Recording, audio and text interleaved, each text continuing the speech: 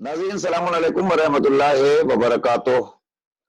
मैं नसीर आज़मी आपकी खिदमत में इस वक्त ज़ैनबिया चैनल की एक खुसूसी पेशकश लेकर हाजिर हूँ।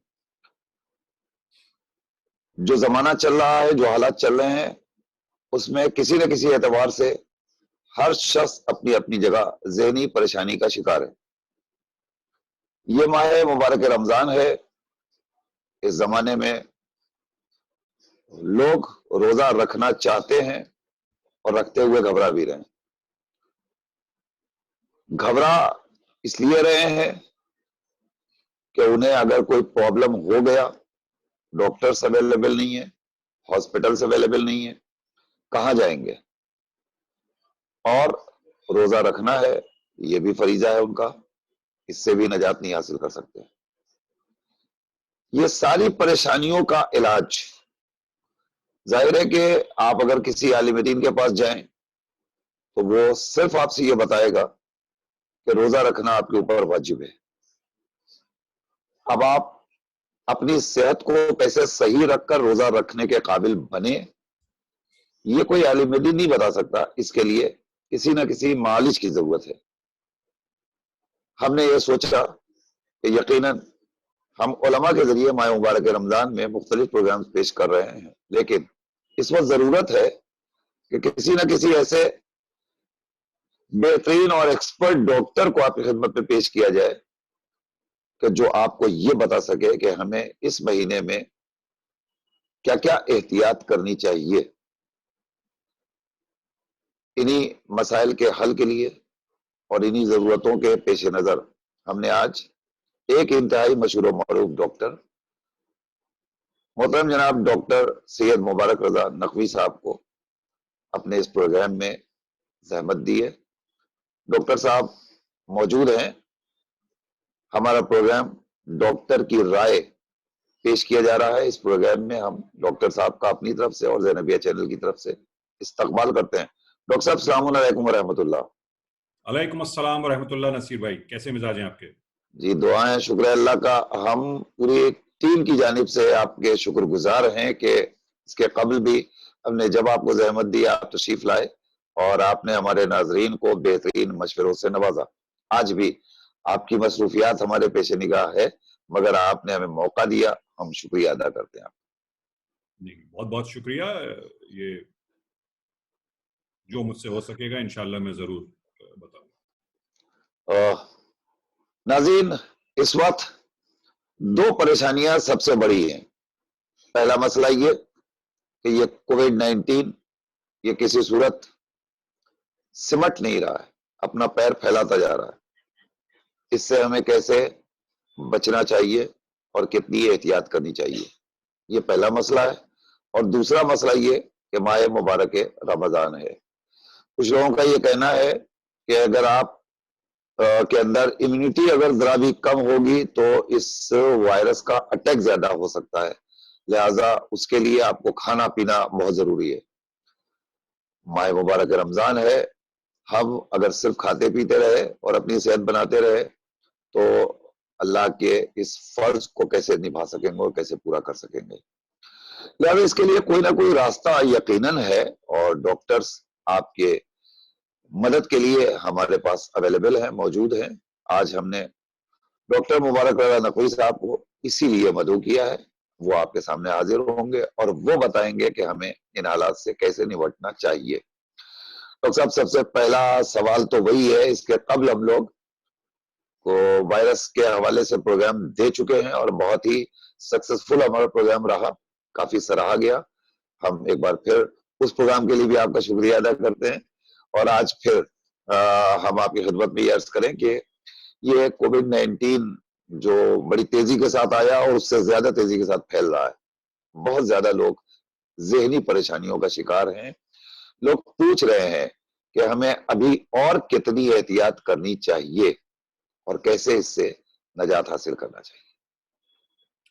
जी नसीर भाई, तो इससे पहले कि रमज़ान और दीगर मौज़ूआत जो आपने अभी बताए हैं उनका जिक्र हो, एक पिछले प्रोग्राम से लेके अब तक कुछ चीज़ें बढ़ गई हैं, कुछ चीज़ें बदल गई हैं। एक जल्दी से उसकी तरफ एक थोड़ी सी तवज्जो देते हैं। जी कोविड-19 या कोरोना वायरस से जो इन्फेक्शन हो रहा है वो यकीनन बढ़ रहा है।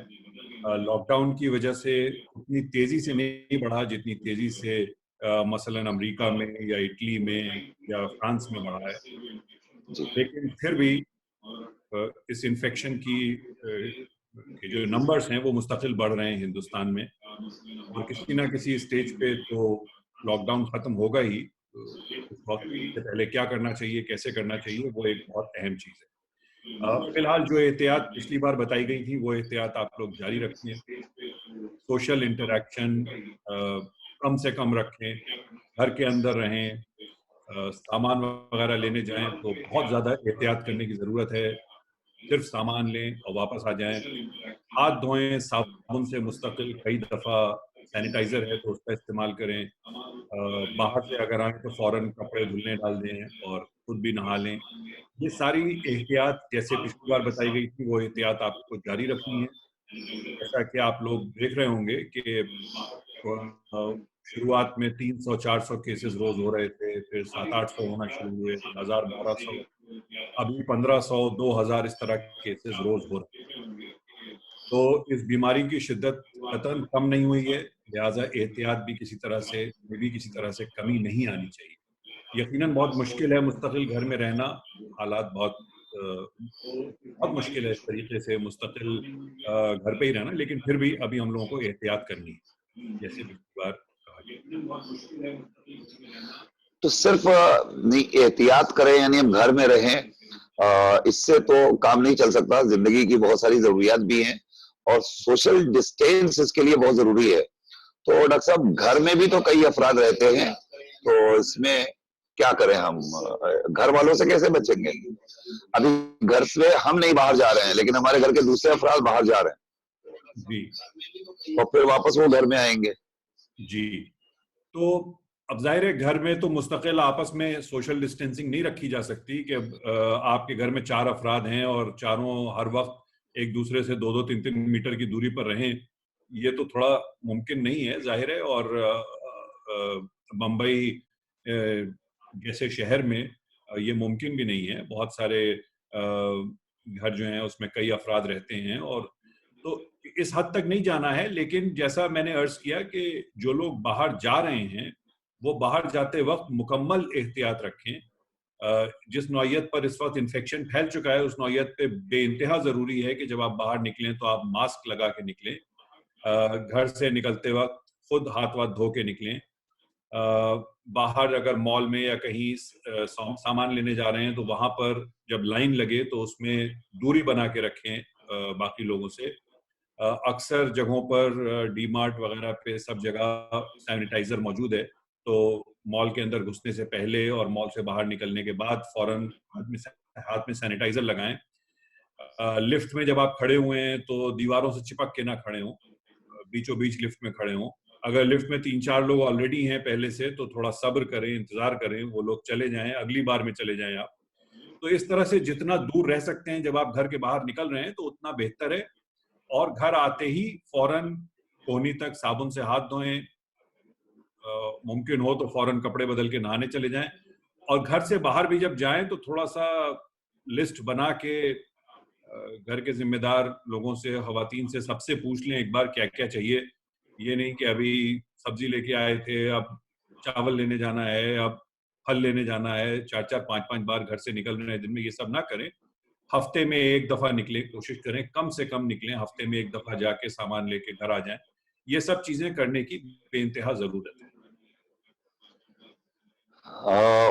ठीक है, हाथ धोना तो समझ में आता है। सैनिटाइजिंग के लिए बहुत से गरीब तबके हैं जिनके पास ये सारी चीजें अवेलेबल नहीं हैं। वो बेचारे क्या करें? और जाहिर है कि वो बाहर आ रहे हैं और हम बाहर जा रहे हैं, तो कहीं ना कहीं खतरा तो लायक है। खतरा बिल्कुल है, और जैसा कहा जा रहा है गवर्नमेंट की तरफ से बार बार, इस चीज का सबसे अच्छा सैनिटाइजर साबुन है। उससे अच्छा सैनिटाइजर कोई नहीं। उससे मुकम्मल तौर पे जैसा कहा गया है कि कम से कम आधे मिनट तक बाकायदा हाथ धोइए, उस जगह जगह साबुन लगाइए। उससे बेहतरीन इस वायरस को मारने की कोई और दवा नहीं। इसका मतलब ये नहीं है जैसा ڈونلڈ ٹرمپ صاحب نے ابھی فرمایا کہ لوگ صابن کھانے لگیں، لیکن ہاتھ پیر دھونا اچھے سے، منہ دھونا، یہ وائرس جائے گا یا تو منہ کے ذریعے یا ناک کے ذریعے یا آنکھ کے ذریعے، اس کے علاوہ کوئی تیسری جگہ نہیں ہے جس سے یہ وائرس آپ کے بدن میں داخل ہوگا. تو ہاتھ مستقل بار بار منہ پہ نہ چھلائیں، آنکھوں پہ نہ چھلائیں، آنکھیں ملیں نہ، اور جب آپ باہر ہیں اور گھر آتے ہی ساتھ ہی ہاتھ پیر دھو لیں اچھے سے. اچھا، باہر ہم گئے، ہم نے منہ کو کور کر لیا، ناک بھی ہماری بند ہو گئی، لیکن آنکھیں کھلی ہوئی ہیں. کیوں آپ چشمہ تو لگائے ہوئے ہیں؟ چشمہ تو ہم لگائیں، جن لوگوں کی آنکھیں سلامت ہیں میں ان کی بھی بات کر رہا ہوں، اور میں سب کی نمائندگی کر رہا ہوں اس وقت. نہیں تو نہیں. ان کے لیے بھی چانسز ہوں گے کہ آنکھوں کے ذریعے جا سکتا ہے. تو ہاں، اس لیے لیکن جیسا میں نے پچھلی بار بھی عرض کیا تھا کہ ایسا نہیں ہے کہ وائرس ہوا میں چاروں طرف اڑ رہا ہے اور آپ بس باہر نکلے نہیں کہ اس نے آپ کے اوپر کسی نہ کسی جگہ سے گھس گیا. ایسا جی نہیں ہے، آپ کو اس میں کانٹیکٹ میں آنا ضروری ہے. جیسے مثلا ایک کتاب ہے جس کو کسی انفیکٹڈ آدمی نے چھوا، پھر آپ نے چھوا، پھر اس ہاتھ سے آپ نے اپنی آنکھ مل لی یا ناک جی کر لیا یا منہ میں کچھ کھا لیا اس سے. یہ ہے اس کا طریقہ. یہ طریقہ نہیں ہے کہ آپ مال کے اندر گھوم رہے ہیں سوائے اس کے کہ کوئی آدمی آپ کے بالکل قریب کھانس دے، چھینک دے، تو اس کے لیے تو ظاہر ہے رومال رکھیے جیب میں جلدی سے. اگر ایسا کچھ ہوا ہے تو فوراً جی پہنچیے، اگر ممکن ہے تو دھوئیے. کامن سینس استعمال کر کے جتنی احتیاط کی جا سکتی ہے، جتنی صفائی ستھرائی کی جا سکتی ہے، وہ سب کرنا چاہیے. ٹھیک ہے. ہم یہ ساری احتیاط کر لیں گے. اس وقت ماہ مبارک رمضان ہے، اور ساری احتیاط کرنے کے بعد بھی گھروں میں لوگ جو محفوظ ہیں الحمدللہ، وہ کہیں نہ کہیں پریشان ہیں. اس میں کہا جاتا ہے کہ حلق خشک نہیں ہونا چاہیے، حلق تر رہنا چاہیے، اور غذا بھی آپ پراپر لیتے رہیے، پانی پیتے رہیے، یہ ساری چیزیں. اس وقت جب رمضان شریف شروع ہو گیا ہے تو اس میں ہم کو دن بھر بھوکا رہنا ہے، نہ ہم کھا سکتے نہ ہم پی سکتے. تو ایسی صورت میں ہم کیا کریں؟ ابھی تک جن علماء کرام کا میں نے ویڈیو یا میسج وغیرہ دیکھا ہے، اس سے اندازہ یہ لگا ہے، جو میری اس کا انٹرپریٹیشن ہے وہ یہ ہے کہ اگر آپ محفوظ ہیں، مثلاً آپ کے محلے میں اغل بغل یہ بیماری نہیں پھیلی ہے اور جی آپ مستقل گھر پہ رہتے ہیں، آپ کو باہر بار بار نہیں جانا پڑتا، جیسے مثلاً ڈاکٹرز کو جانا پڑ رہا ہے بار بار، یا جو ہیلتھ کیئر ورکرز ہیں، نرسز ہیں، سٹاف ہیں، ان کو جانا پڑ رہا ہے، جو صفائی ستھرائی کرتے ہیں شہر کی، ان کو بار بار باہر جانا پڑ رہا ہے، وہ ان کے پیشے کی ضرورت ہے.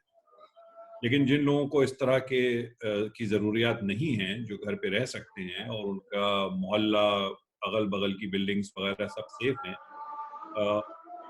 ان لوگوں کے لیے جو علماء کرام نے فرمایا ہے وہ یہ کہ وہ لوگ روزہ رکھ سکتے ہیں جن کو امیڈیٹ کوئی خطرہ نہیں ہے. تو ظاہر ہے آپ احتیاط رکھتے ہوئے، اس چیز کی کوشش کرتے ہوئے کہ وائرس آپ تک نہ پہنچے، صفائی ستھرائی رکھتے ہوئے آپ لوگ روزہ رکھ سکتے ہیں. اس میں احتیاط یہی کرنی ہے کہ آپ کو غذا اچھی لینی ہے، پانی مستقل پیتے رہنا ہے جب آپ نے روزہ کھول لیا اس کے بعد سے لے کے سحری تک، جب تک آپ جاگ رہے ہیں.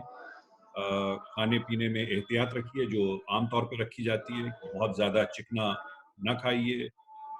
جو گھر پہ اگر کچھ بننا بھی ہے، رمضان کی چیزیں جو بنتی ہیں عام طور پہ پکوڑیاں وغیرہ، وہ کم تیل میں بنائیے یا نان اسٹک میں بنائیے جس میں کم تیل کا استعمال ہو. بنانے کے بعد اس کو ایک ٹیشو پیپر پہ رکھ لیجیے تاکہ تیل تھوڑا جذب ہو جائے اس میں. اور تو کھانے پینے کی احتیاط رکھیے، پانی زیادہ سے زیادہ پیتے رہیے. جس دوران جو افطار سے سحری کا وقت ہے اس وقت جتنا آپ احتیاط کر سکتے ہیں اتنا احتیاط کریے. ظاہر ہے دن بھر پھر آپ کو بھوکا رہنا ہے. اگر آپ دور رہیں گے، وائرس سے قریب نہیں رہیں گے، آپ کو خطرہ نہیں ہے وائرس گھسنے کا، تو انشاءاللہ آپ سیف رہیں گے. اگر آپ کو خطرہ ہے اور آپ کی بغل والی بلڈنگ میں کسی کو ہو گیا ہے، اوپر نیچے کسی کو ہو گیا ہے، لفٹ میں آپ کو خطرہ ہے کہ آپ آئے جائیں گے تو، اور آپ کو آنا جانا ضروری ہے، تو پھر ظاہر ہے آپ جو ایڈوائز دی ہے علماء کرام نے اس کو پیش نظر رکھتے ہوئے آپ اگر سمجھتے ہیں کہ روزہ رکھنا آپ کے اوپر واجب نہیں ہے یا اس کے بعد میں قضا کرنی ہے آپ کو، تو وہ بھی آپ کر سکتے ہیں. ظاہر ہے وہ شرعی مسئلہ ہے، جی علماء کرام کی بات نہیں، کو فالو. شریعت تو الگ چیز ہے، علماء کیا کہہ رہے ہیں. میں تو صرف آپ سے ایز اے ڈاکٹر رائے لے رہا ہوں اس وقت کہ ایک شخص ہے جو گھر میں بیٹھا ہوا ہے، جی اس کو کھانسی محسوس ہو رہی ہے. جی اب وہ کھانسی نارمل بھی ہو سکتی ہے، لیکن آئی تو وہ ڈر گیا جی اور وہ روزے سے ہے. جی اب وہ گھبراہٹ میں اس کا برا حال ہے، جی. تو کیا وہ برداشت کرے یا روزہ کھول دے؟ یہ گھبراہٹ جو ہے وہ خطرناک والی ہے یا یوں ہی سائیکولوجیکل جو گھبراہٹیں ہوتی ہیں یہ وہ تو نہیں ہے؟ ایسے موقع پہ گھبرانا، سائیکولوجیکل دشواری ہونا، یہ کوئی بہت ہی نیچرل ہے، بہت ہی عام بات ہے. یہاں سے لے کے دنیا کے ہر خطے میں لوگ پریشان ہیں، گھبرا رہے ہیں. تو گھبرانا تو لازمی ہے. جی لیکن اب اس میں کریں کیا؟ اس میں یہ نہ بھولیں کہ عام طور پہ کیونکہ جیسا موسم ہے، تھوڑا سا تبدیل ہو رہا ہے موسم، ایسے موسم میں نزلہ ہوتا ہے لوگوں کو، ہلکی پھلکی کھانسی ہوتی ہے لوگوں کو. کووڈ کے انفیکشن کے کیا آثار ہیں، کیا ان کی علامتیں ہیں، وہ سب اکثر آپ لوگوں نے واٹس ایپ پر یہاں وہاں پڑھا ہوا ہے. تو ہر کھانسی کو، ہر چھینک کو، ہر انفیکشن کو آپ کووڈ نہ سمجھیں. تھوڑا سا اینالائز کریں کہ ایسا ہے کہ آپ کسی ایسے علاقے میں گئے تھے جہاں بہت زیادہ مریض تھے، کہ آپ کے گھر میں کچھ لوگ ایسے آئے تھے جو مریض تھے. اس سب چیز کو اینالائز کرنے کے بعد اگر آپ کو لگتا ہے کہ واقعاً میری کھانسی بہت سخت ہے، میرا نزلہ بہت زبردست ہو گیا ہے مجھے، اور تو پھر کسی ڈاکٹر کو کنسلٹ کریں، اپنا ٹیسٹ کروائیں. لیکن ہلکا پھلکا نزلہ، کھانسی، زکام، یہ سب چیزیں ہوتی رہتی ہیں، اور اب بھی ہوں گی. جیسے پچھلے سال ہوئی تھیں، اس سے پچھلے سال ہوئی تھیں، اس سے پچھلے سال ہوئی تھیں. ظاہر ہے وہ سب چیزیں ہوتی رہیں گی، ان سے بہت زیادہ گھبرانے کی ضرورت نہیں ہے، اور اس کی وجہ سے فوراً روزہ توڑ لینے کی ضرورت نہیں. جی، یعنی بہت زیادہ آدمی کو گھبرانا نہیں چاہیے. جی ہاں. گھبرا کر کے جلدی سے بلا وجہ روزہ کھول لیں جی اور پھر وہ قضا اور کفارے کی پریشانیوں میں گرفتار ہو جائیں. تو بہتر بالکل. یہ ہے کہ اگر اپنی گھبراہٹ کو دور کریں، اپنے آپ کو خود سمجھائیں کہ یہ تو اس کے پہلے بھی ہوتا تھا، جی اس طریقے سے نارمل ہو سکتے ہیں. اب میں ایک سوال پھر پچھلا والا آپ سے اس منزل پر ریپیٹ کر لوں. جی اس کے ایکچوئل سمپٹمز ہیں کیا؟ ہم کو کیسے پتا چلے کہ سامنے والے کو واقعی وائرس ہو گیا ہے؟ تو کیسے ہم کو اندازہ لگے؟ گھر کے اندر ہیں ہم ڈاکٹر نہیں ہیں، ہمیں کیسے پتا چلے گا؟ اس کے سمٹمز بالکل ویسے ہی ملتے جلتے ہیں جیسے عام فلو کے ہوتے ہیں. جب ہم لوگوں کو سالانہ طور پہ جو فلو، نزلہ، کھانسی، زکام ہوتا ہے، سمٹمز بالکل ویسے ہی ہیں. بخار آتا ہے، گلے میں خراش بری طریقے سے ہوتی ہے، نزلہ زکام ہوتا ہے. جو کچھ خاص علامتیں ہیں وہ یہ ہیں کہ کمزوری بے انتہا ہوتی ہے. اور اچھا میں نے جو پچھلی دفعہ کہا تھا وہ ایک بار پھر ریپیٹ کر دوں کہ اگر 100 لوگوں کو یہ انفیکشن ہوا ہے تو 60 سے 70 لوگوں کو کچھ بھی نہیں ہوگا. اچھا 100 میں سے 60-70 لوگوں کو خود پتہ بھی نہیں ہوگا، کسی کو بھی نہیں پتا ہوگا کہ ان کے اندر یہ وائرس ہے. کیونکہ ہمارے جسم کے اندر جو پائی جاتی ہے، جس کو امیونٹی کہتے ہیں، اور اگر ہلکا پھلکا ہوا ہے وائرس تو امیونٹی اس کو دبا دیتی ہے، ختم کر دیتی ہے. ظاہر ہے وہ انسان خطرناک ہے دوسروں کے لیے، کیونکہ اس کے ذریعے وائرس دوسروں میں پہنچ سکتا ہے جس کی امیونٹی اتنی اسٹرانگ نہیں ہے. لیکن 60-70 لوگوں کو کچھ بھی نہیں ہوگا، پتہ بھی نہیں چلے گا. ٹھیک ہے. باقی جو 30%، 35% لوگ ہیں، 40% لوگ ہیں، ان کو الگ الگ لیول کی بیماری ہوگی. کسی کو بس ہلکی سی گلے میں خراش کھانسی ہوگی، اس کے بعد وہ ٹھیک ہو جائے گا. کسی کو بخار آئے گا، کسی کو بخار بھی آئے گا، گلے میں درد بھی ہوگا، سر میں درد ہوگا، نزلہ زکام ہوگا، اور ایکسٹریم کیسز میں زبردست کھانسی ہوتی ہے. لوگوں کو سانس پھولتی ہے. جب تیز کھانسی یا سانس پھولنے کی علامت ہونے لگے تو پھر آپ کو 1 سیکنڈ کے لیے بھی گھر پہ انتظار نہیں کرنا چاہیے، اپنی دوائیں نہیں لینی چاہیے، تب فوراً اسپتال جانا چاہیے جو آپ کے قریب ہے، اور وہاں سے وہ لوگ بتا دیں گے کہ آپ کو کس اسپتال میں جس اس کا ٹریٹمنٹ ہو رہا ہے وہاں ٹیسٹ ویسٹ ہو رہا ہے، وہاں پر جا کے ٹیسٹ کروانا چاہیے. تو یعنی کہ اگر آپ کو بہت تیز کھانسی آ رہی ہے، سانس پھولنے لگی ایک دم سے، اور بخار بھی ہے، اور گلے میں خراش وغیرہ بھی ہے، تو آپ کو فوراً ڈاکٹر کو دکھانا چاہیے. یہ ساری چیزیں جو ہیں 2 دن 3 دن کے بعد ظاہر ہوں گی؟ پہلے دن تو نہیں ظاہر ہوں گی. جس دن وائرس آپ کے بدن میں خدا نخواستہ داخل ہوا ہے اس سے 2 دن سے لے کے 14 دن تک کبھی بھی ہو سکتی ہے. عام طور پہ 3 دن سے لے کے 8 دن تک کے بیچ میں ہوتی ہے. اچھا.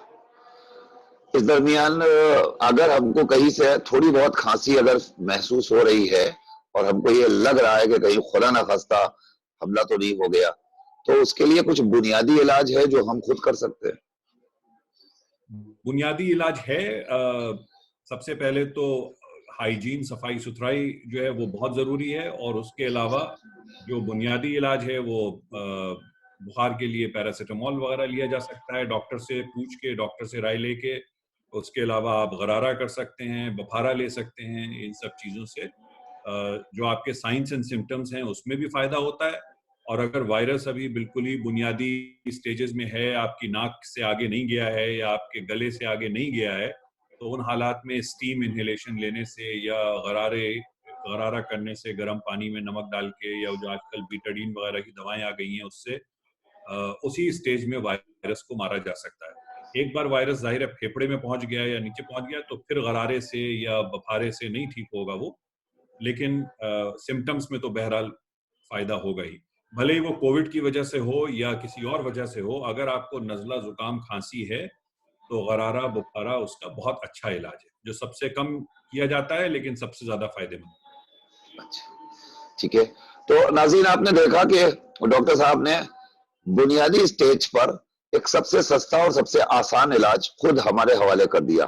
یعنی اگر کسی کو انیشیل سٹیج میں محسوس ہو رہا ہو کہ ہمیں کھانسی بہت زیادہ آ رہی ہے, ہمیں فیور لگ رہا ہے, کہیں ایسا تو نہیں ہے کہ ہمیں وائرل اٹیک ہو گیا, تو اس میں آپ فوراً گرم پانی کر کے غرارہ کیجئے, اسٹیم لیجئے, بھاپ لیجئے, اور نمک پانی پیجئے, گرم پانی پیجئے. اس طریقے سے آپ اپنا علاج خود کر سکتے ہیں. اگر یہ بنیادی سٹیج پر ہے تو ان چیزوں سے ہی اس مرض کو آپ مار سکتے ہیں اور اپنے آپ کو ٹھیک کر سکتے ہیں. خدا نہ کردہ اگر یہ بڑھ گیا تو پھر آپ فوراً ڈاکٹر سے کنسلٹ کیجئے, بیٹھے نہ رہیے, اس لیے کہ جتنی دیر ہوگی اتنا زیادہ یہ ہارمفل اور نقصان دہ ہوتا چلا جائے گا. جی نصیر بھائی, ہم جی ایک بات میں کہہ دوں یہاں پر جی لوگوں میں غلط فہمی دور کرنے کے لیے, اگر آپ کو کھانسی شروع ہو گئی ہے جی اور یہ بیماری ہے آپ کو, تو اس وقت پھر غرارہ اور بخارے سے کچھ نہیں ہوگا. اس لیے آپ کو ڈاکٹر کو دکھانا فوراً لازمی ہے, کیونکہ کھانسی آنے کا مطلب یہ ہے کہ اب بھلے ہی وہ کووڈ ہو یا کوئی اور ہو, پھیپڑے تک بات پہنچ گئی ہے. اگر صرف گلے میں خراش ہے, نزلہ ہے, زکام ہے, یہ سب چیزیں ہیں, تو یقیناً آپ بخارا اور غرارہ کر سکتے ہیں جس سے فائدہ ہو سکتا ہے. اور بخارے میں ناک سے بھی سانس لیں, خالی منہ سے سانس نہ لیں. تو بالکل ہی جو ابتدائی سٹیج ہے اس سٹیج پہ آپ یہ سب کر کے فائدہ اٹھا سکتے ہیں. اور اگر آپ کو تھوڑا بہت الرجی والا یا وہ سب رہتا ہے تو غرارہ بخارا کرتے رہا کریے, وہ بھی ایک اچھا ہیبٹ ہے, اس سے پروٹیکشن. جی یہ کبھی کبھی ویسے بھی کر لینا چاہیے آدمی کو, جی, اس اگر لیے آپ کہ کو نزلے زکام کی کیفیت رہتی ہے یا جی گلے میں خراش رہتی ہے تو. جی ٹھیک ہے, بہت اچھا.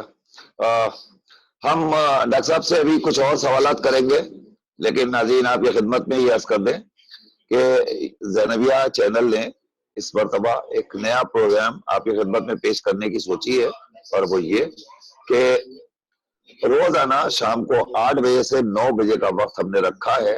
اس وقت بہت سارے لوگ ہیں جو پریشان حال ہیں, جن کے یہاں افراد خاندان رخصت ہو گئے ہیں, وہ ان کا غم نہیں برپا کر سکتے, سویوم کے لیے, 40ویں کے لیے, برسی کے لیے پریشان ہیں, کیسے کریں, کیا کریں. اور اس کے علاوہ بہت سے لوگ ماہ مبارک رمضان میں سالانہ پروگرام کیا کرتے تھے, وہ لوگ بھی پریشان ہے کہ اس سال ہمارے یہاں مجلس نہیں ہو پائے گی. زینبیہ چینل نے یہ سلسلہ شروع کیا ہے, روزانہ شام کو 8 بجے سے 9 بجے تک لائیو مجالس کا پروگرام رکھا ہے. لہذا اگر آپ پریشان ہیں اور مجلس کرانا چاہتے ہیں اپنے والدین کے ایصال ثواب کے لیے یا گزر جانے والوں کے لیے جو بھی اس دنیا میں اب نہیں رہے ان کے لیے, تو آپ زینبیہ چینل سے رابطہ کریں. انشاءاللہ ہم وہ مجلس براہ راست زینبیہ چینل کے ذریعے نشر کر رہے ہیں. کل بھی انشاءاللہ مجلس ہے جسے حجت اسلام مولانا سید قلبی رشید صاحب خطاب فرمائیں گے. پرسوں کی مجلس مجسنا مولانا سید ندیم اصغر رضوی صاحب خطاب فرمائیں گے. اور اس طریقے سے روزانہ مجالس کا سلسلہ ہے جس میں مختلف علماء آپ کی خدمت میں حاضر ہوتے رہیں گے.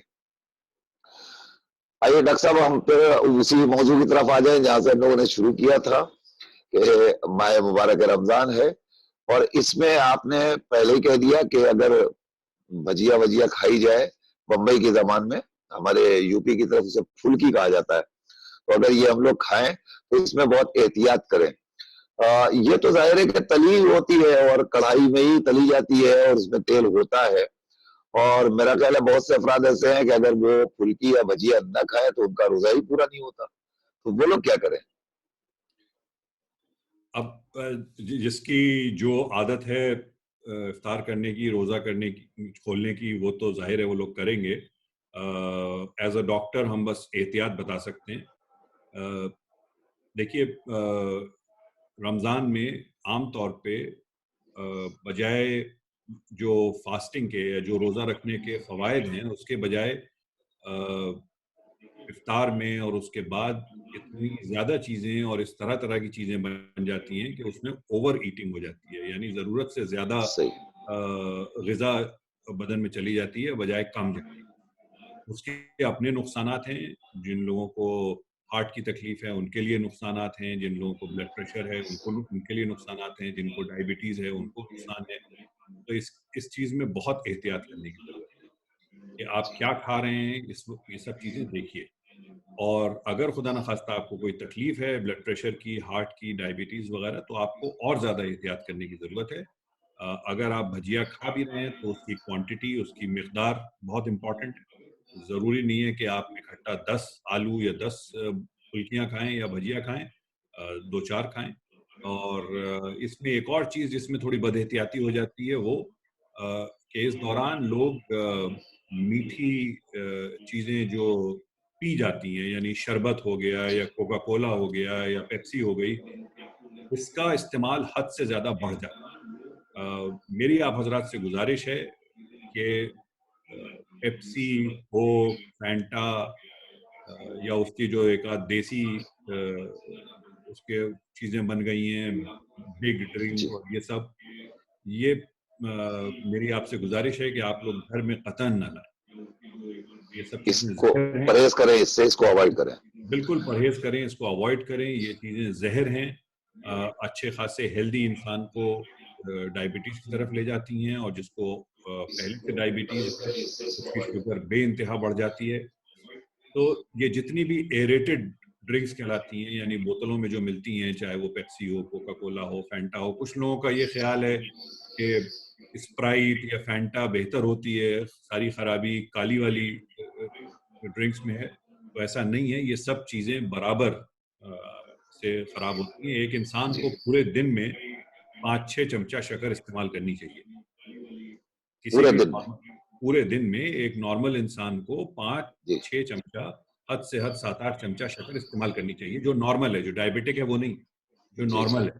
جی اور ایک گلاس پیپسی میں، جو چھوٹا گلاس ہوتا ہے اتنا بڑا، یہ جو گلاس ہے، یہ اس سائز کے گلاس میں 17 سے 20 چمچہ شکر ہوتی ہے اوہ. ایک گلاس. تو آپ اس قدر شکر پی لیتے ہیں ایک گلاس پیپسی یا کوک یا فینٹا یا یہ چیزیں پینے. تو اس کو بالکل گھر میں لانا بند کر دیجئے. اس کی کوئی، میں بہت سارے میسیجز مذہب وغیرہ کے حوالے سے آتے ہیں، میں مذہبی نقطہ نظر سے نہیں، میں صرف آپ کی صحت کے نقطہ نظر سے کہہ رہا ہوں. گھر میں پیپسی، کوک، فینٹا یہ سب لانا بند کر دیجیے بالکل. اور رمضان میں تو خاص طور سے اس کا استعمال مت کریے. جی بالکل. ماہ مبارک میں ایک چیز اور بھی پائی جاتی ہے جی کہ لوگ سافٹ ڈرنکس وغیرہ تو اپنی جگہ، لیکن گھروں میں شربت بناتے ہیں، روح افزا کا شربت بنا لیتے ہیں یا دوسری چیزوں کا. جی ہاں. تو شربت پی سکتے ہیں یا نہیں پی سکتے بنا کر کے؟ پھر وہی بات آ جاتی ہے کہ کتنی مقدار میں آپ پینا چاہ رہے ہیں. ایک گلاس روح افزا بالکل آپ کو نقصان نہیں کرے گا. اگر آپ کو ڈائبٹیز نہیں ہے تب. جی ڈائبٹیز ہے تو ظاہر ہے اس سے شکر بڑھے گی، لیکن ڈائبٹیز نہیں ہے تو ایک گلاس روح افزا کوئی حرج نہیں ہے اس میں. لیکن وہی آپ نے یہ طے کیا کہ اب افطار کے بعد سے لے کے رات تک میں صرف روح افزا ہی پیوں گا 8-10 گلاس، تو بہت نقصان دہ ہے، وہ وہی پیپسی کے گلاس کے برابر ہو گیا. کبھی آپ روح اچھا افزا، جب آپ دن میں روزہ شام کو جب روزہ کھول لیں تو روح افزا کو ذرا سا انگلی میں لگا کے بغیر پانی میں ڈالے بوتل سے ڈائریکٹ زبان پہ لگا کے دیکھیے تو اندازہ ہوگا کتنا میٹھا ہے وہ بھی. اس میں بھی بے انتہا شکر ڈلی ہوئی ہوتی ہے. تو یہ نہ کریے، چاہے وہ لیمو کا شربت ہے، چاہے وہ روح افزا ہے، چاہے کچھ بھی ہے، اس کو ایک نارمل پانی زیادہ سے زیادہ پیجیے. شکر کم ڈالیں اور پانی رہے تو کوئی حرج نہیں ہے. پانی اچھا اس کو جتنا پیجیے اتنا اچھا ہے. کم سے کم 4 لیٹر پانی پی لیجیے سحری سے، افطار سے لے کے افطار سحری سے تک. سر. کم از اچھا کم 4 لیٹر. اور اس 4 لیٹر میں کوشش کریے کہ 3.5 لیٹر پانی ہو صرف، اور بچے آدھے لیٹر میں 1 گلاس روح افزا پی لیا. 200 ملی لیٹر ایم ایل ہوتا ہے یہ، تو 1 گلاس روح افزا پی لیا، 1 گلاس نیبو کا شربت پی لیا، یا 2 گلاس پی لیا بس. ٹھیک ہے. یہ بھی کہا جاتا ہے کہ اس وائرس میں ٹھنڈی چیزیں پینے سے زیادہ خطرہ ہے. کیا ایسا بھی کچھ ہے؟ یعنی شربت وغیرہ آپ جو پی رہے ہیں اسے ٹھنڈا نہیں پینا چاہیے، گرم گرم پی سکتے ہیں؟ ایسا کچھ نہیں ہے نصیر بھائی. ایک بار وائرس داخل ہو گیا تو اب ٹھنڈا ہے یا گرم ہے اس سے کوئی فرق نہیں پڑتا ہے.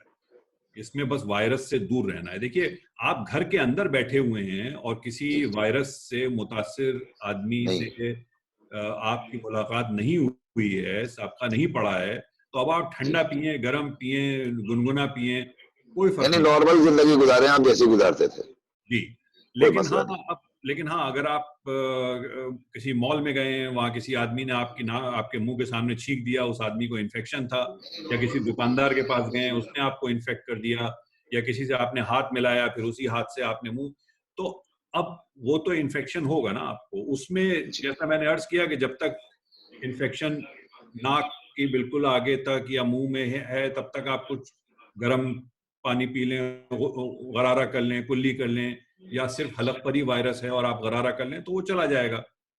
لیکن جی ایسا ٹھنڈا گرم کا کچھ بہت زیادہ وہ نہیں ہے. نہیں ہے. اچھا ایک بات اور آپ سے پوچھ لیں. اس وقت ہمارے بہت سارے پروگرامز چل رہے ہیں، اس میں ایک پروگرام ہمارا میزبانی خدا کا ہے جس میں سوال جواب کا سلسلہ چلتا ہے. ہمارے ساتھ مولانا حسن کراوی صاحب قبلہ ہوتے ہیں، وہ جوابات دیتے ہیں. اس میں ایک سوال مسلسل آتا ہے. ہم ڈائبٹک ہیں، شوگر کے مریض ہیں، تو ہم روزہ رکھیں کہ نہ رکھیں؟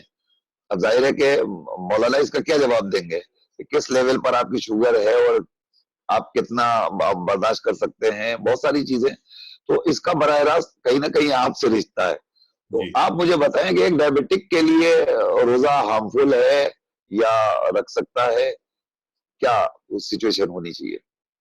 اس کا جو سب سے سیدھا دو ٹوک جواب ہے وہ یہ ہے کہ رمضان شروع ہونے کے کچھ دن پہلے آپ کو جس ڈاکٹر کے بھی آپ زیر علاج ہیں اس ڈاکٹر سے آپ کو کنسلٹ کرنا چاہیے. ضروری نہیں ہے کہ آپ جا کے فیس ٹو فیس بیٹھیں. ڈائبٹیز کے لیے ڈاکٹر کو آلے سے کچھ چیک کرنے کی عام طور پہ ضرورت نہیں پڑتی ہے، جی لیکن آپ کنسلٹ کریے اپنے ڈاکٹر کو اور ایک بار اپنا بلڈ شوگر کرائیے، بلڈ شوگر کا ٹیسٹ کرائیے. اگر لیب میں ہو جائے تو بہت اچھا، ایک بار فاسٹنگ اور ایک بار 2 گھنٹہ کھانے کے 2 گھنٹے بعد. اگر کسی لیب میں ہو جائے تو بہت اچھا ہے، نہیں تو کم سے کم گلوکومیٹر سے جو انگلی میں کر کے کیا جاتا ہے کم سے کم وہی کریے. اس کی رپورٹ ڈاکٹر کو بتائیے، اور جو آپ کا علاج چل رہا ہے اس کی بنا پہ ڈاکٹر سے رائے لیجئے کہ کیا میں روزہ رکھ سکتا ہوں یا نہیں رکھ سکتا. تو یہ تو ایک اس کا جو بہت ضروری. اور اگر آپ نہیں جا پائے ہیں رمضان شروع ہونے کے پہلے تو آج چلے جائیے، آج بات کر لیجیے اپنے ڈاکٹر سے، جی اس کو اپنے مکمل صحت کا حال بتائیے. تو یہ تو جو لوگ سوال کر رہے ہیں ان کے لیے جواب ہے. جی اب اوور آل کیا کرنا چاہیے؟ جی ظاہر ہر مریض کی کیفیت الگ ہوتی ہے، ہر ڈائبٹیز کے مریض کی کیفیت الگ ہوتی ہے، اور ہر ڈائبٹیز کے مریض کا علاج الگ ہے. جی لیکن اگر کچھ چیزیں ہیں، مثلا آپ کی شوگر کنٹرول میں نہیں ہے، کبھی 250، کبھی 300، کبھی 400 آپ کی شوگر پہنچ رہی ہے، تو آپ میرے ایک ڈاکٹر ہونے کے ناطے آپ کو روزہ نہیں رکھنا چاہیے. کیونکہ جب آدمی دن بھر روزہ رکھتا ہے، دن بھر کچھ نہیں کھاتا پیتا ہے، تو 2 چیزوں کے خطرے ہوتے ہیں. शुगर हद से ज्यादा बढ़ जाने का भी खतरा होता है और शुगर हद से ज्यादा कम हो जाने का भी खतरा होता है, और दोनों नुकसानदेह। और दोनों बेइंतहा नुकसानदेह। जो बढ़ जी। जाती है शुगर उसको हाइपरग्लाइसीमिया कहते हैं, जो लो हो जाती है उसको हाइपोग्लाइसीमिया कहते हैं, यानी बढ़ना और कम होना दोनों खतरनाक है। 70 से 70 मिलीग्राम पर डेसीलीटर, 70 की जो वैल्यू है उससे नीचे नहीं आनी चाहिए शुगर, और करीब करीब 150 से ऊपर नहीं जानी चाहिए शुगर। अगर आपकी 250-300 शुगर है तो आपको एहतियात करनी चाहिए, डॉक्टर से राय लेनी चाहिए, और जब तक कंट्रोल में ना आ जाए शुगर, रोजा नहीं रखना चाहिए। ये भी कहते हैं कि भाई शुगर पेशेंट जो है वो प्यास बर्दाश्त नहीं कर सकता, उसे मुसलसल पानी पीने की जरूरत पड़ती है, क्या जरूरी है ऐसा? नहीं, थोड़ा सा इसका बरक्स है। ऐसा नहीं है कि शुगर का पेशेंट प्यास बर्दाश्त नहीं कर सकता। जब अनकंट्रोल्ड डायबिटीज होता है किसी को तो उसको प्यास बहुत ज्यादा लगती है, जी और अगर शुगर बहुत ज्यादा है जी। और उसमें बदन में पानी की कमी हो जाए तो फिर एक बहुत ही खतरनाक बीमारी होती है, उसको कीटोएसिडोसिस कहते हैं, वो हो जाती है। तो इसीलिए मैंने अर्ज किया कि अगर आपकी शुगर बहुत ज्यादा है या शुगर अक्सर बहुत कम हो जाती है, तो इन दोनों हालात में आप डॉक्टर से कंसल्ट करें, और रोजा रखना मुनासिब नहीं है, इसमें ये ठीक नहीं। और अगर आपकी शुगर कंट्रोल रहती है बाय एंड लार्ज, जी तो आपको दवाएं जैसी चल रही हैं वैसे ही खानी है। बस जो डोज आप सुबह लिया करते थे नाश्ते के वक्त, वो अब इफ्तारी के वक्त आ जाएगी, और जो डोज आप रात में लिया करते थे वो सहरी के वक्त आ जाएगी। अच्छा। और अगर कुछ गोलियां आप दिन में 3 दफा लेते थे, तो जो बीच में जो दोपहर के खाने के वक्त आप लेते थे वो रात को खाने के सोने का। होने से जस्ट पहले। तो आपके औकात बदल गए। जी जो दिन। आप, जी हाँ, नाश्ते के वक्त जो लेते थे वो इफ्तार के वक्त, दोपहर के खाने के वक्त जो लेते थे वो रात के खाने के वक्त, और रात के खाने के वक्त जो गोली लेते थे वो सहरी के वक्त। अच्छा। जो लोग इंसुलिन पे हैं, जी मैं वहीं आ रहा था, जो बहुत से लोग लोग इंसुलिन पे हैं उनके लिए खास एहतियात है।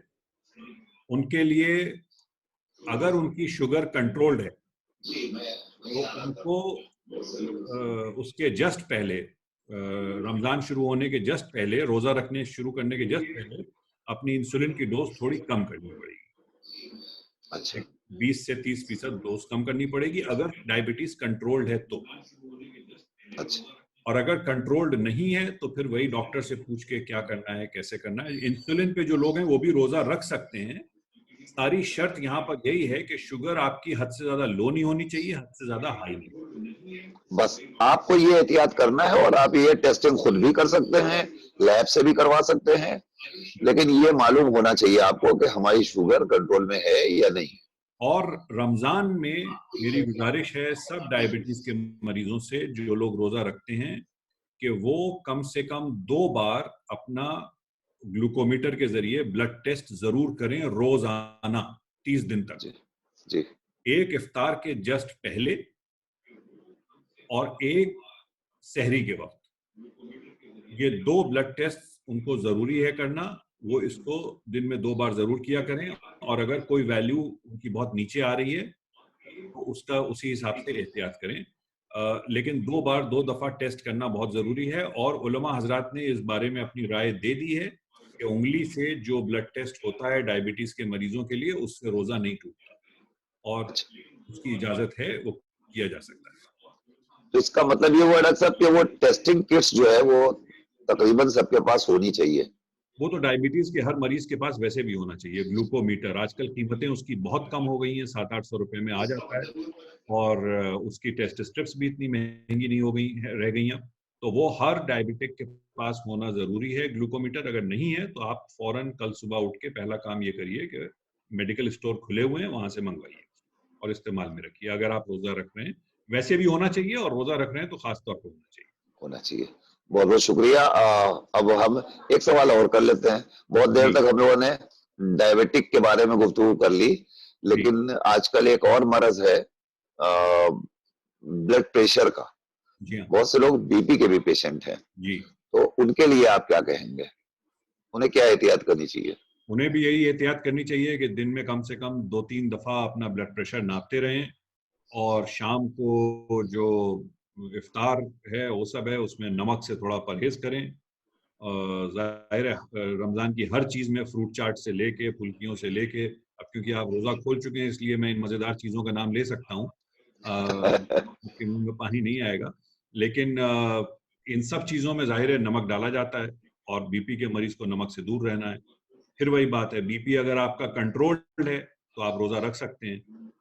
एहतियात करना ज़रूरी है, क्या खा रहे हैं, कैसे खा रहे हैं। बीपी कंट्रोल्ड नहीं है तो आपके लिए मुनासिब नहीं है, क्योंकि बीपी भी फ्लक्चुएट करेगा। अगर आप दिन भर फास्ट करेंगे तो बीपी भी फ्लक्चुएट करेगा, तो आपके लिए मुनासिब नहीं है। खासतौर से हाई ब्लड प्रेशर के मरीजों के लिए मुनासिब नहीं है कि वो रोज़ा रखें, अगर अच्छा, कंट्रोल में नहीं है तब। ठीक है। जो कुछ लोग ओवर एज्ड हैं, बुजुर्ग शख्सियतें हैं, खा वो खवातीन हो या मर्द हो, ये लोग सलाहियत नहीं है, सकत नहीं है, फिर भी कहते नहीं हम रोजा रखेंगे, आप उनके लिए क्या मशवरा देंगे? घर वाले कह रहे हैं मत रोजा रखिए और फिर भी वो कह रहे हैं नहीं हम रोजा रखेंगे, उसके लिए डॉक्टर की हैसियत से आप क्या राय दे रहे हैं उन्हें? डॉक्टर की हैसियत से इन लोगों को रोज़ा रखना हरगिज़ मुनासिब नहीं है, और जितना इल्म मज़हबियात का मुझे है, मज़हबियात के हिसाब से भी इनके लिए रोज़ा रखना मुनासिब नहीं है। ये जो कोई और लफ्ज़ मेरे ज़हन में नहीं आ रहा है, ये जो खांसाबियत है कि चाहे कुछ भी हो जाए हम तो रोज़ा रखेंगे, इससे कोई इसका कोई सवाब नहीं है, इसका कोई फ़ायदा नहीं है। अब ज़ाहिर है उलमा हज़रात बेहतर बताएँगे, लेकिन मेरे ख़्याल में इसमें आप क्योंकि अपने आप को खतरे में डाल रहे हैं, अपनी जान को खतरे में डाल रहे हैं, लिहाजा इसमें गुनाह है, सवाब नहीं है। ऐसे लोग जिनके लिए रोज़ा सेहत के लिए नुकसानदेह हो सकता है, उन लोगों को रोज़ा हरगिज़ नहीं रखना चाहिए, एहतियात करनी चाहिए। और ठीक है, जो बाकी अहकाम हैं वो पूरे करने चाहिए, इबादत करनी चाहिए, कुरान पढ़ना चाहिए, दुआ पढ़नी चाहिए, नमाज़ पढ़नी चाहिए, लेकिन रोज़ा रखना इन लोगों के लिए मुनासिब नहीं है, और इनको नहीं रखना एज अ डॉक्टर आपका ये मशवरा है? चाहिए। बिल्कुल मेरा भी। जी। आपकी और सेहत के लिए अगर खतरनाक है रोज़ा रखना, अब ज़ाहिर है हर मरीज़ को तो मैंने नहीं देखा है, मुझे नहीं मालूम कि किसी एक पर्टिकुलर मरीज़ के लिए खतरा है कि नहीं है, वो तो आपके अपने फैमिली डॉक्टर ही बताएँगे आपको। लेकिन जी, अगर आपके डॉक्टर ने आपको राय दी है कि आपको रोज़ा नहीं रखना चाहिए, तो आपको हरगिज़ नहीं रखना जी। और ऐसे ही छोटे बच्चे हैं, कुछ बच्चों को शौक भी होता है, कुछ बच्चों पे ज़ाहिर है वाजिब भी हो चुका है। चाहिए। जी। तो बच्चे जो शौकिया रोज़ा रखना चाहते हैं या जिन पे वाजिब हो चुका है, उनके लिए तो कोई ऐसा मसला नहीं है। उन्हें किस हद तक एहतियात कर लेना चाहिए? एहतियात वही करना चाहिए जो सबको करना है कि इफ्तार के बाद से लेके सहरी तक ठीक से पानी पीना चाहिए, कंट्रोल तरीके से खाना चाहिए, और उसके बाद अगर बच्चा इस काबिल है, अब जाहिर है वाजिब हो गया है तो बात ही नहीं है, उसके बारे में कोई गुफ्तगू ही नहीं है। लेकिन अगर वाजिब नहीं हुआ है, बच्चा 5-6 साल का है, शौकिया रखना चाहता है, 7-8 साल का है, रखना चाहता है, तो ये वालिदैन को ये जिम्मेदारी है कि वो देखें कि बच्चा इस काबिल है कि रोज़ा रख पाएगा कि नहीं रख पाएगा, और उसके बाद इजाज़त दें। जाहिर है उनकी इजाज़त के बगैर तो रोज़ा रखना पॉसिबल नहीं है, दुरुस्त नहीं। मुमकिन नहीं है। जी, दुरुस्त नहीं है। ठीक है, ठीक है। हमारे पास अब वक़्त भी कम बचा है और गुफ्तगू हमारी आखिरी मंजिल पर तकरीबन पहुँच रही है। अ, ये जो हम इफ्तार में खाने-पीने का इंतज़ाम करते हैं, इसमें फ्रूट्स वग़ैरह हम अगर ज़्यादा मिक़दार में लें, तो उसमें हमें क्या लेना चाहिए और किससे परहेज़ करना चाहिए? बहुत से लोग हैं जो कहते हैं मसलन केला नहीं खाना चाहिए, अ, आम अभी अच्छे नहीं आ रहे, नहीं खाना चाहिए, इस तरह की पाबंदियाँ आयद करते हैं। आप एज़ अ डॉक्टर क्या मशवरा देंगे? कुछ लोगों ने ये भी कहा कि तरबूज भी नहीं खाना चाहिए, जिसे बम्बई में कलिंगड़ कहा जाता है। जी, तो लोगों ने इसे भी मना किया। तो जी। आप इस सिलसिले में क्या राय देंगे लोगों को? पहली राय तो मैं ये दूँगा नसीर भाई कि आम बहुत अच्छे आ रहे हैं बाज़ार में, तो बम्बई में कम से कम। तो आप लगता है आपने अभी तक मँगवाए नहीं है, आप मँगवा के खाएँ।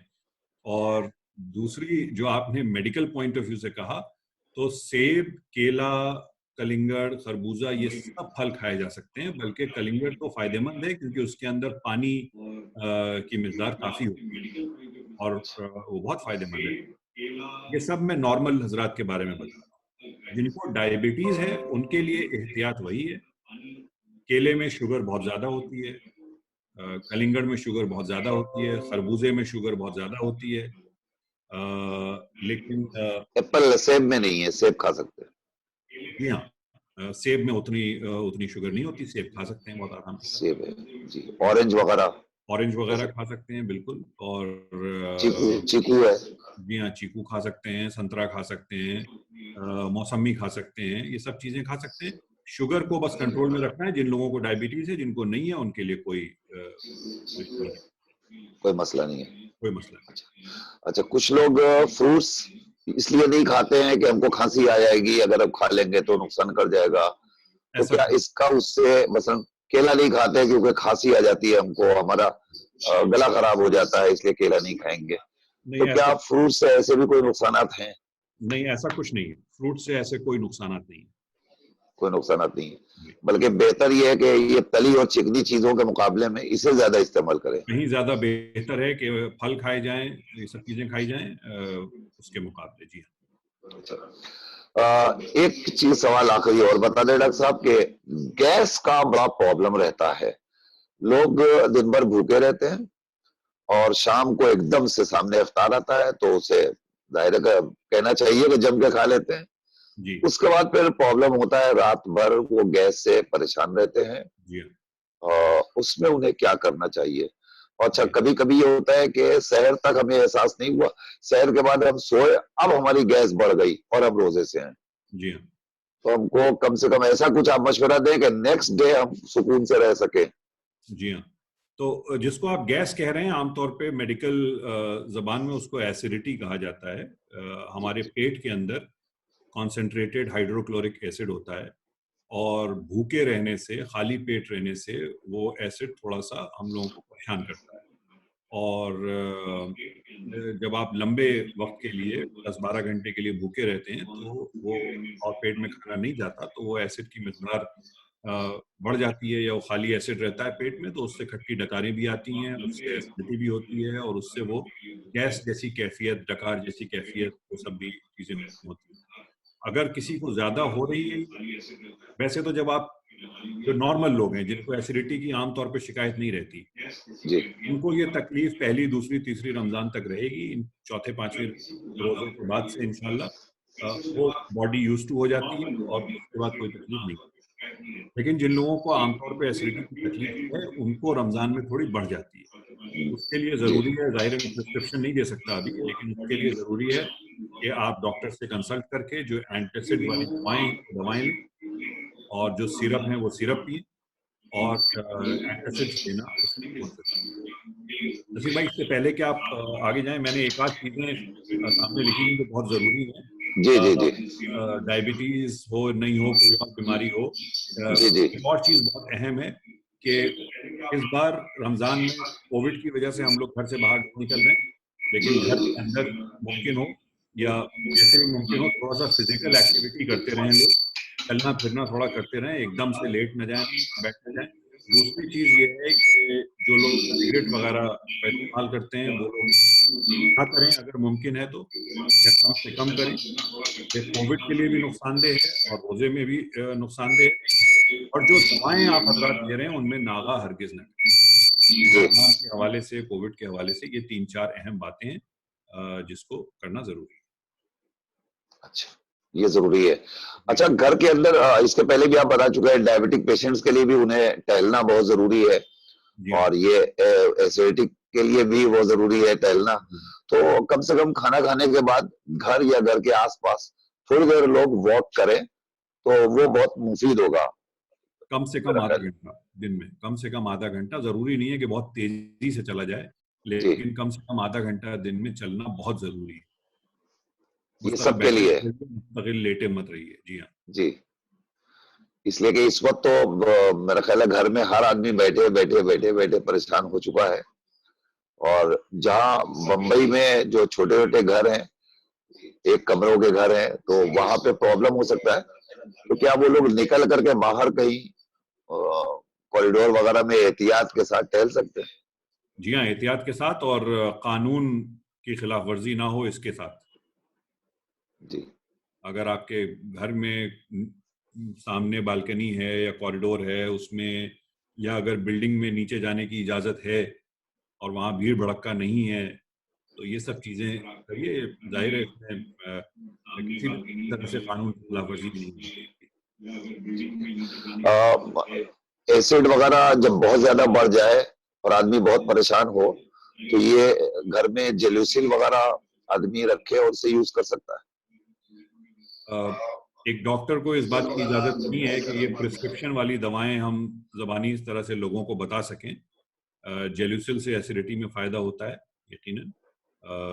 کچھ لوگوں کو اینو وغیرہ سے بھی فائدہ ہوتا ہے. ڈائجین ٹیبلٹ آتی ہے اس سے بھی لوگوں کو فائدہ ہوتا ہے. ڈائجین کی ٹیبلٹ اوور دا کاؤنٹر ملتی ہے، اس کے لیے ڈاکٹر کا پرسکرپشن ضروری نہیں ہے. ڈائجین کا سرپ، یہ سب مل جاتا چیزیں ہے. میوکین جیل ہے.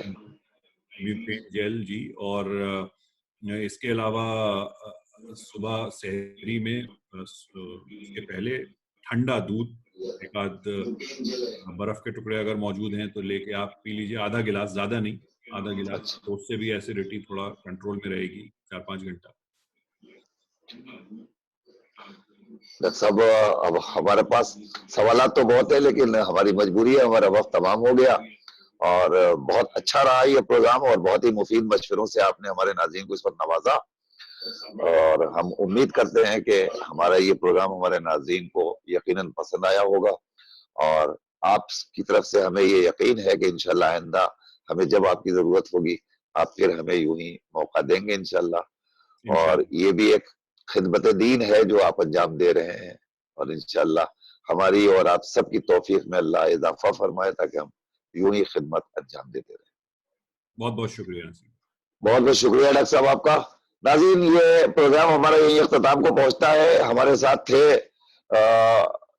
ڈاکٹر کی رائے پروگرام میں محترم جناب ڈاکٹر سید مبارک رضا نقوی صاحب، جو آپ کو بہترین مشوروں سے نواز رہے تھے.